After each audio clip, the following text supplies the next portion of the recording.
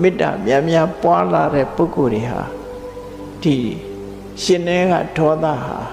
ဘဝနဲ့ချီပြီးတော့ပျောက်ကင်းနေတတ်တယ်ရှင်နေမှာဒေါသမပေါ်ပြီးသဘောကောင်းတဲ့ပုဂ္ဂိုလ်မျိုးတွေဖြစ်တယ်အဲ့ဒါနဲ့ပတ်သက်ပြီးတော့သူ့ရဲ့ဘဝအတွေ့အကြုံကိုပြောပြတဲ့အခါမှာအရကောဟုတ်တော်ဝါမေတ္တာစိတ်တံတတ္တဝတ္တာနိဘာဝယေ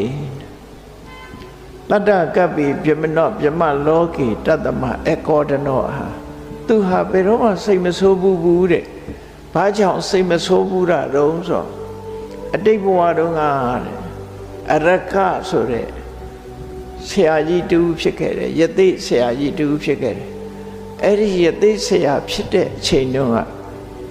9 နှစ်ကြာအောင်မေတ္တာဘာဝနာနဲ့လွှမ်းထုံခဲ့ဘူးတယ်ပေါ့မေတ္တာကိုလေ့ကျင့်ခဲ့တယ်9 နှစ်လေ့ကျင့်ထားတဲ့မေတ္တာဆံရဲ့စွမ်းကြောင့်သူဟာဒီဘဝမှာဒီရှည်လျားတဲ့ကဘာပေါင်း9 ကဘာထိအောင်ပြမပြေမှာစိတ်လုံးဝမဆိုးဘူးတဲ့ပုဂ္ဂိုလ်အနေနဲ့ဖြစ်ခဲ့ဘူး